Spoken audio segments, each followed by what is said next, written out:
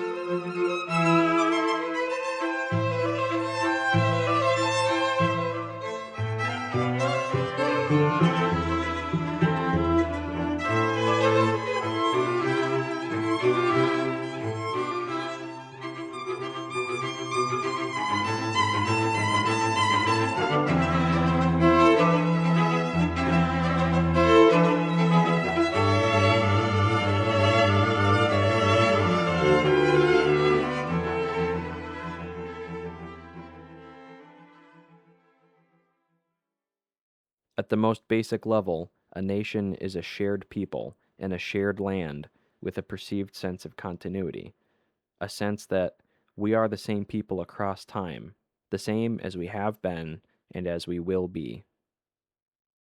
Humans naturally tend to organize their loyalty around the instinct of kinship. In ancient times, this meant shared ancestry, intermarriage, physical familiarity, and recognizable phenotypic patterns. Even when modern nations explicitly deny this, they rely on it implicitly for their continuation. A nation of people must believe that they are not interchangeable with everyone else. Somehow, this is exceedingly controversial nowadays. According to the media, nationalism is one of the most dangerous trends in politics today. They say it is very bad for democracy, as if democracy is somehow more fundamental to the American people than the land beneath their feet and the traditions that they share. There is a tangible push to stigmatize reverence for one's land and nation unless your nation happens to reside in the global south. The powers that be are intent on arresting the sense of national identity in developed, powerful nations and keen to produce the same sense in nations that are crippled by poverty, war, violence, and suffering. The media makes it seem that Palestinians have a right by their blood to a certain piece of land in the Mediterranean. On the other hand, Israel's insatiable nationalist agenda has plunged it into one of the most expansionary and aggressive foreign policies of recent history. And yet, for us Americans, there has appeared an intentional ambiguity and conditioned apprehension regarding whether we should be allowed to think of the land beneath our feet as our own, as to whether American soil is connected to American blood and American souls. The notion of blood and soil is complicated for us because ours is such a young country. It was created out of nothing by European settlers who themselves came from other nations across the sea. The deadlock of American politics and the ongoing American culture war do not often engage directly with our blood and soil by name, but these two ideas often lie just below the surface. They are key to ending this cultural stalemate. As the Overton window shifts, the once controversial policies of 10 years ago suddenly appear far more enticing. In 2016, the idea of a border wall was explosively divisive.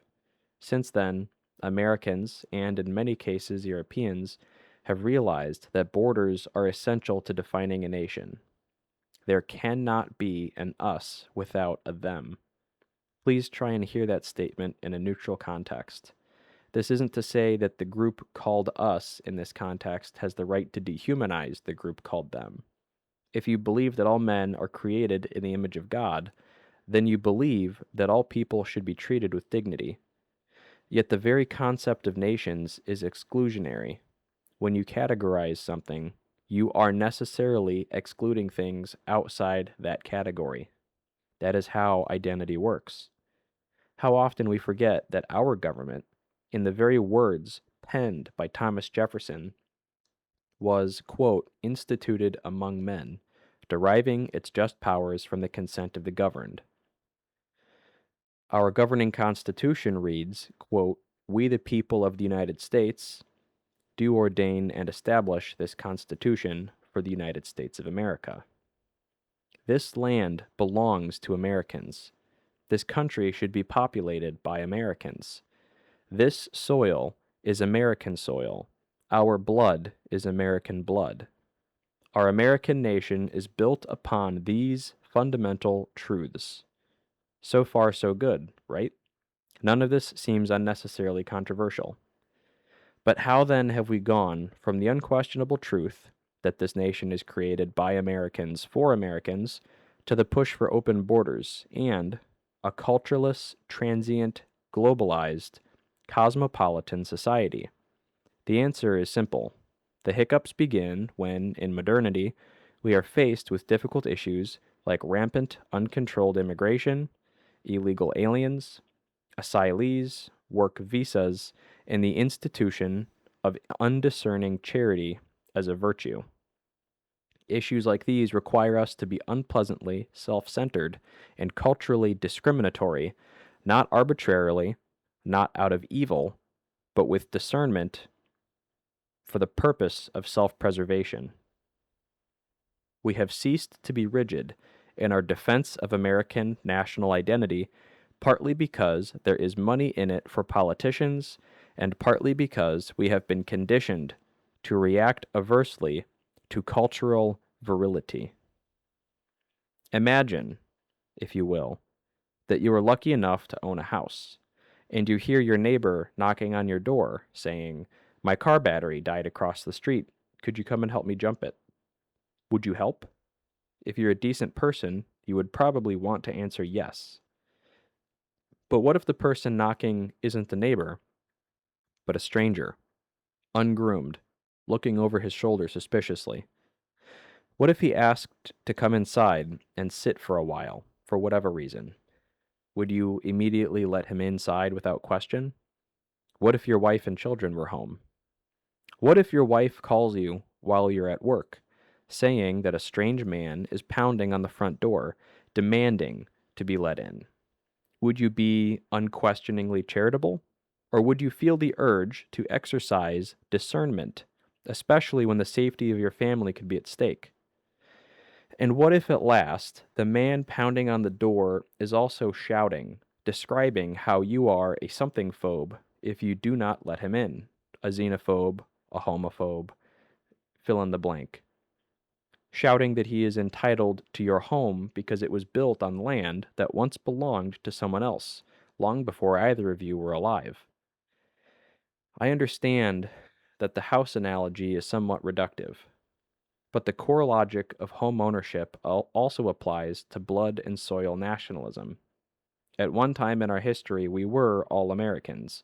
That meant that we were kin in a way, not as close of kin as family, not even as neighbors, but still closer than complete and total strangers, and therefore predisposed to some kind of in-group loyalty. The question should be whether we as Americans have an obligation to open our nation to massive immigration, risking the evaporation of our national identity until we no longer find a reason to use the first person plural. By now, you're probably familiar with how the right wing applies Christianity to immigration. The idea is called Ordo Amoris. You may have heard it mentioned by J.D. Vance recently. It is an Augustinian and Thomistic philosophy. In Latin, it means the order of loves. Simply put, it says that a person's love should function radially, beginning at the center with the person and their relationship to God, then radiating to family, then kin, then neighbors, countrymen, then all of mankind. Some refute this idea by invoking the parable of the Good Samaritan. They say that charity and goodwill should be extended to all regardless of borders and nations. They would even say that we have an obligation to bring the poor, sick, and needy into our fold without question or hesitation. Since Christianity ought to be the foundation of the right wing, and since this issue of immigration and our relationship to those outside our borders seems to be one of the largest hurdles before the widespread acceptance of nationalism, I found some writing by the British theologian James Orr that easily refutes the misapplication of the Samaritan parable. In an article titled J.D. Vance States the Obvious About Ordo Amoris, Orr writes, quote, "The message of the parable is not that a person should help all victims wherever they may be, but that whatever differences may divide us from the suffering, we must care for those who fall within the compass of our practical concern." Suggestively, the Greek word for neighbor in the New Testament is plesion, which is derived directly from plesios, meaning near or close by. It is proximity that makes neighbors our objects of care and attention.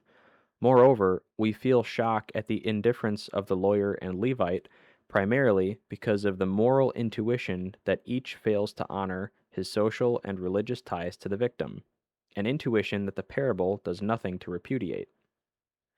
Furthermore, in an article called Is the Foreigner My Neighbor? A Christian Dialogue on Immigration, Orr continues, quote, "Hospitality is a virtue, but not one that eclipses every other."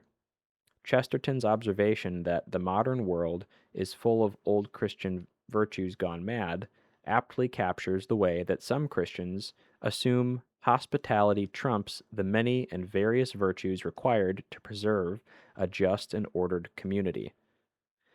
The foreigner can be my neighbor situationally, but that does not mean he enjoys perpetual parity of moral regard with those tied to me by kin, culture, or citizenship.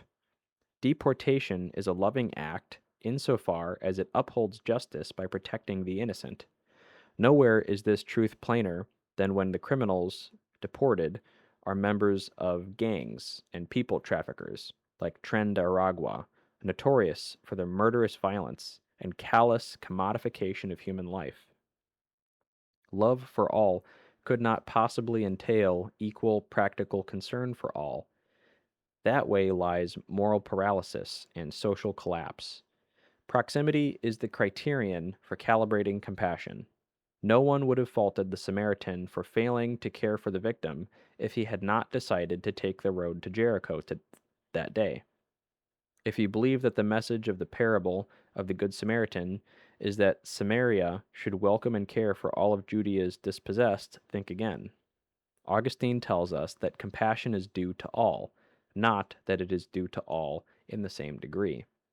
He also correctly insists that the duty extends to enemies, but note that he uses the word inimikos, personal enemies, not hostes, public enemies. The command to forgive and love a personal foe does not mean that we should embrace those who are hostile to the common good.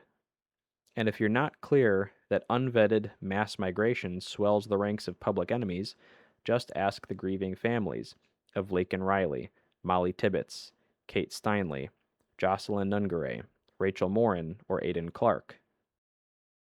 We have an obligation to love, absolutely. But we have an obligation to love in order of proximity. Our own people should take priority over our national neighbors. Furthermore, our government was never meant to function as a charity. American individuals can be deeply involved in humanitarian work, but placing the burden of humanitarianism on the government is a fundamental misapplication. The Good Samaritan did not invite the beaten man to become a Samaritan as he was, nor did he outsource his own moral duty to his government. In the modern world, the powers that be are quick to conflate individual responsibility with governmental prerogatives. If there is reason to believe that Americans are a distinct people and that their identity is worth protecting against encroachment, then the last question to answer here is simply, what is an American? This question is the most difficult to get at because, as I said, Americans have not existed long enough to be a phenotypically distinct group of people. We are a melting pot country, but does that mean that we're just a collection of people on an island with a constitution, as J.D. Vance said? I would argue that we have tried the island experiment when we toppled the governments of Iraq and Afghanistan and tried to quote unquote democratize them. Clearly, not all people everywhere are capable of acting like Americans. Furthermore, the answer is not to be found in geography alone because when we bring those people here as refugees, it seems to have a negative effect on our identity. I think that the reality is American identity is a social construct, not in the gay sense of the word that they use to attack gender, but in the sense that the American identity we recognize in our history is the product of social forces working together. It is the output of a cultural formula, one part European immigrant, one part Christian social fabric, one part English common law, and so on. Changing the ingredients contained within this national experiment would change the output. I say that American identity is a social construct not to antagonize it, but to underscore just how fragile it really is and how we must be willing to protect it. If there was not a construct that is a byproduct of our social ingredients, why would it matter so much if we have so many refugees? Tell me, why has Paris become a cultural toilet bowl? Why do women in Sweden cease to travel outside for fear of being assaulted by unintegrated, degenerate hordes of culturally incompatible animals, monsters who behave like animals? Our identity is not invincible. It requires keeping the formula's ingredients within a specific tolerance. Part of that is achieved when we force immigrants to assimilate and become like the source material, that is, American. But what is the actual source material? Simply put, I believe that the source ingredients of American identity rely heavily on European peoples and traditions, specifically English and German peoples, Protestantism, individualism, in the sense of self reliance, not consumerism. It relies on family, local towns and communities. There have been more immigrants since the country was founded, but in order to keep the American experiment alive, they were required to become more like the North Central European Protestants who founded this country, not the other way around. If our population were suddenly half Chinese, would we look or feel like America at all? At the risk of sounding controversial, as I'm sure I already have, I believe it to be true that America at its core is a Christian European nation. Every addition since then has contributed flavor or style, but not the essence of a core identity. Because we are not an ethnic people, there is no DNA test for an American. There is instead a citizenship test, and there ought to be some sort of cultural values test. American identity is constructed when the Protestant work ethic meets the high trust, Christian foundations of European society, and its peoples agree to conduct themselves as Europeans, or at least as English or Germans, at least as Europeans did before Europe was flooded with Muslims and Africans.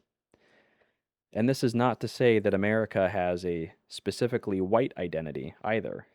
The population of African Americans in the American South has a distinct culture which, in many ways, is informed or was informed by European influences. The creation of the modern African American culture, largely through influences like the CIA in the 1970s or hip hop culture, is a new phenomenon, but America is not a distinctly white nation. In fact, American identity is comprised of several parts, including Native Americans and the white Europeans and the African Americans who were present since its beginning.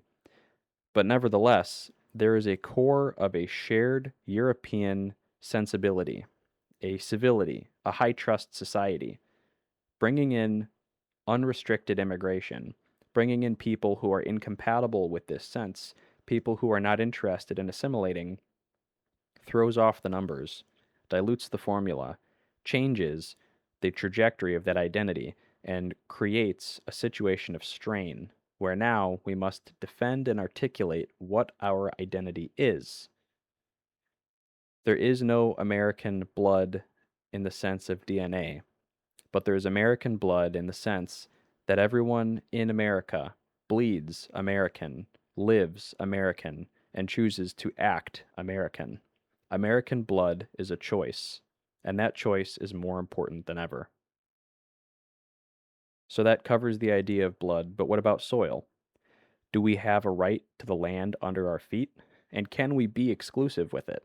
Can we force others to stay out? Can we be selfish? Our founding fathers sure seemed to think so.